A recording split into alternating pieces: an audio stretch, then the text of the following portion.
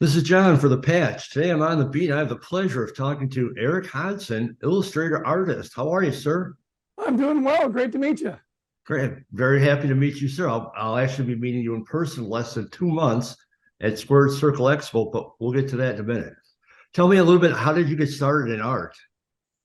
Well, from a very early age, I was always into comic books. I was always drawing. My mom tells me as soon as I could pick up a pencil, I was drawing the tractors and stuff on our family farm. Pretty much all I've ever really done. Yeah, so my love of comics got me into a love of wrestling. I've always thought of wrestling like live action comics.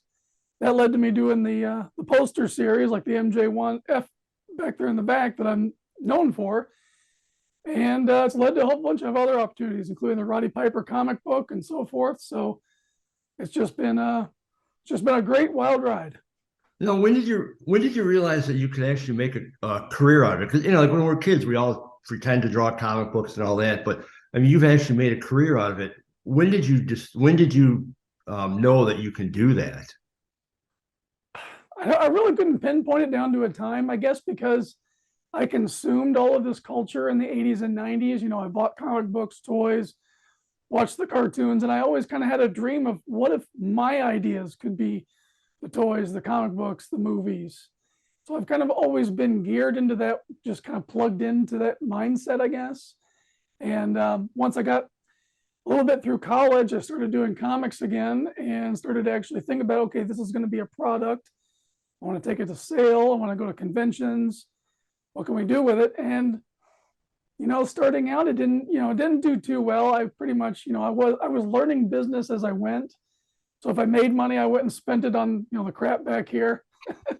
So not really a good business person. And I went back to college. I finished my master's, started doing some teaching, and I got the itch again to get back into the scene. And I started doing fan art. I did the wrestling stuff along with some of the other things I've been doing, and really started to be able to pay bills and pay off debt with it.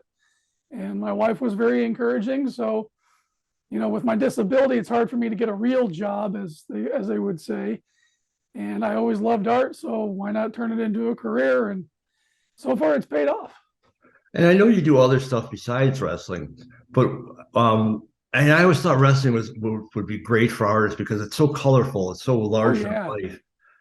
Did you start out doing other stuff and then you ventured into wrestling? Well, I've always loved wrestling, and I was trying to find my footing as an artist at these conventions, and because everybody does the Spider-Mans, everybody does the Batman, they all do the stuff that's super mega popular, and I was never really, you know, yeah, I've got a lot of comics behind me, and I've always been a fan of Iron Man and all that. But if everybody else is doing it, it's not unique to me. So I wanted to find something that was unique to me.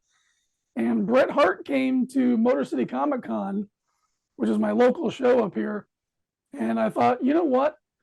Wrestling is like a live action comic. What if I mix him with a comic book? And so I took Bret Hart and I mixed it with Amazing Spider-Man 129, which is the first appearance of the Punisher. And the fans loved it. Bret loved it. And it was just, it just snowballed from there. And it basically is like, okay, here's this niche that I'm pretty much creating because I got lots of copycats now. And the fans kept wanting more. I finally got followers on Facebook and Instagram and all that, people sending me suggestions all the time.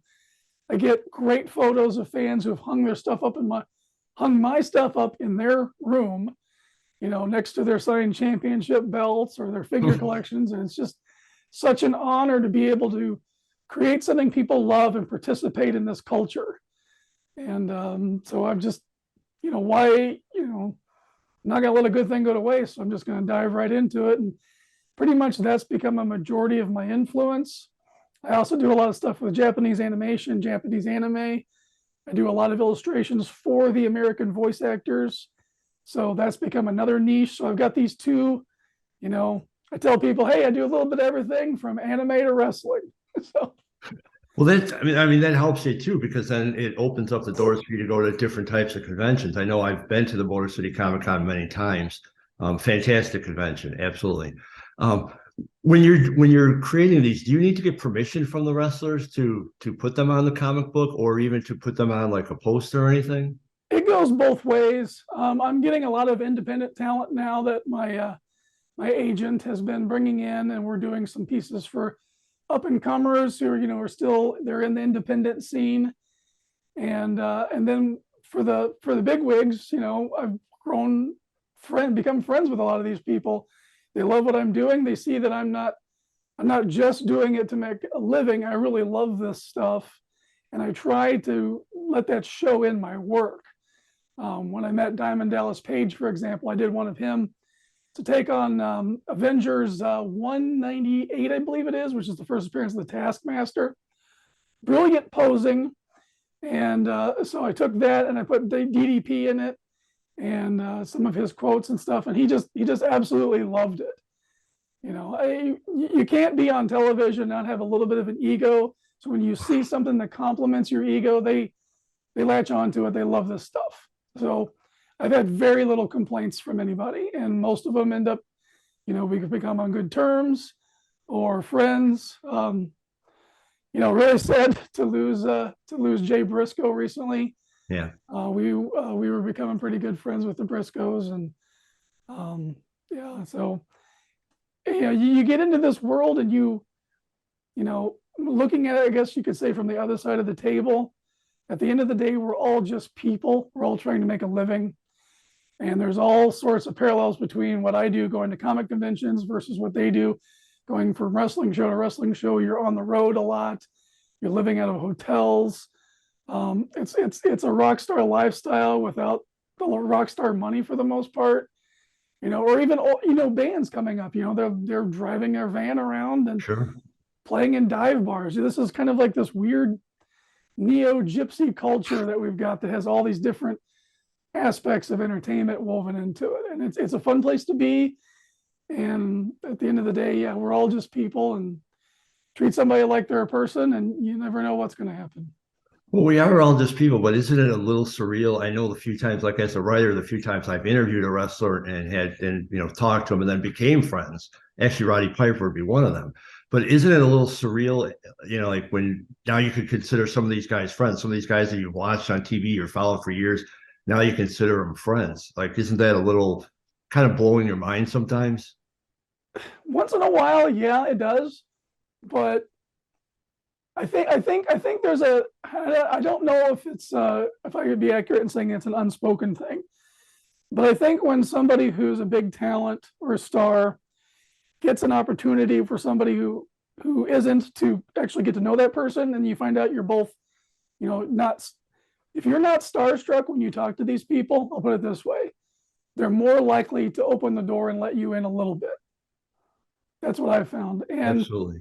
kind of in my own thing too, I'll get people who are starstruck with me, which blows my mind. I have no idea. I'm still a nobody basically in this business, but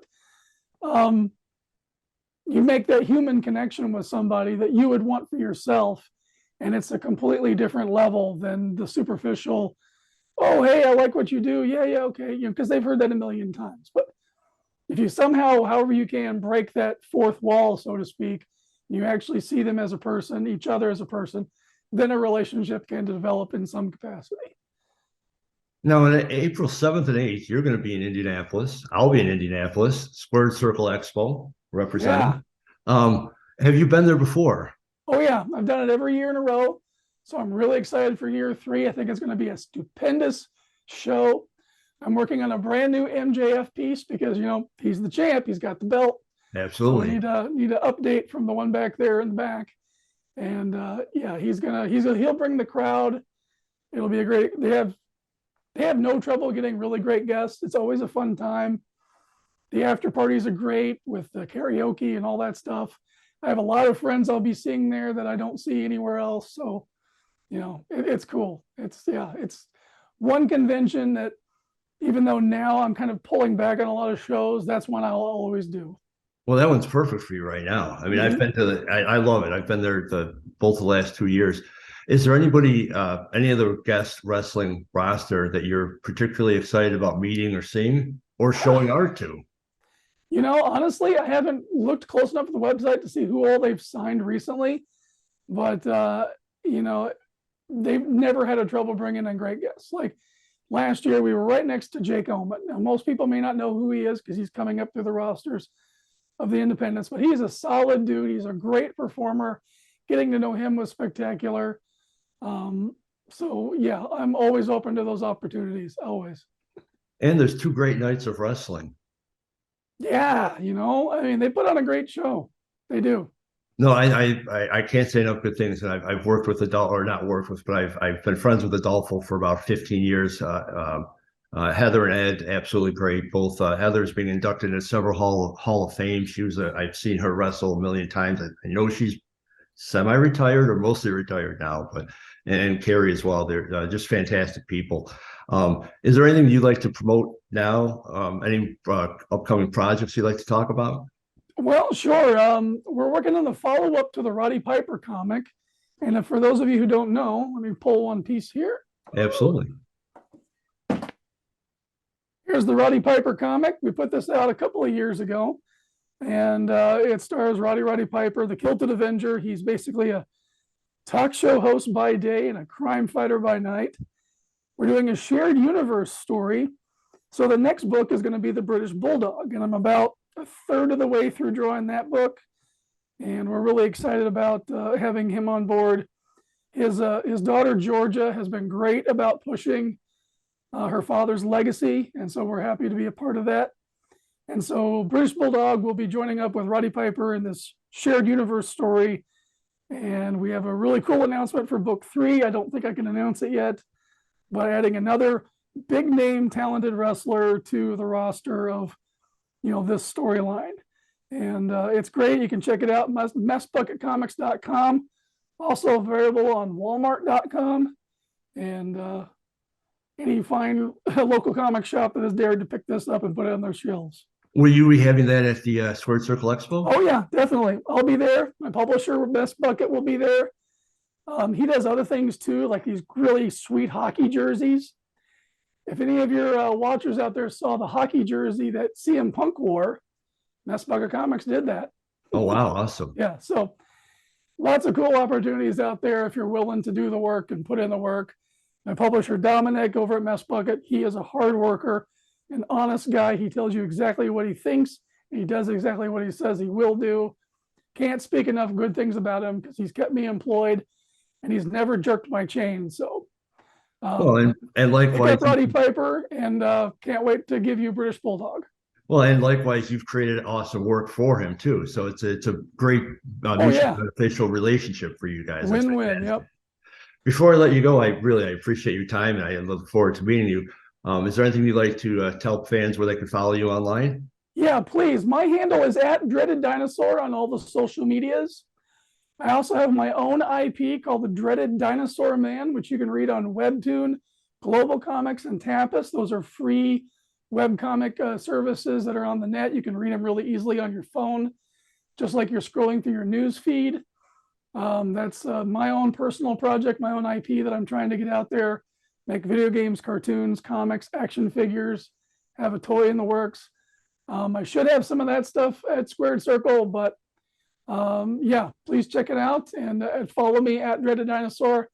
I'm really active on Twitter. I try to be really active on Instagram. Facebook, not so much because that platform kind of sucks, but you know, it's weird because nowadays, you know, in the good old days, you could just be a creative and you did something and you got paid for it. And now you have to be your own, you know, multimedia manager. You have to be your own social media manager. You got to be your own press aide. You got to wear so many hats nowadays. Just keeping up with the social media alone is a time-consuming pain in the butt. Totally agree, man. From a writer standpoint, yeah, it's like, okay, now which platform is the hottest now? Because, you know, like you said, Facebook is sorted down now. TikTok is hot, and you know, you got to stay up to date on what's the best place to put your stuff. But yeah, I found you. I've been following your stuff. I love your work. Absolutely love it. Thank you. Put one of those Roddy Piper ones on hold for me, man, because I'm going to pick them up at Squared Circle Expo. I encourage everybody to check out your artwork online. If they can, get out to Squared Circle Expo in Indianapolis, April 7th and 8th. Check out Erik Hodson. Check out all the great wrestling. It's a fantastic show. I can't encourage people enough to see it. Erik, I appreciate your time. I love your artwork, and I look forward to seeing you, my friend. Thank you so much. We will see you in April. Sounds good, buddy. Take care until then. All right.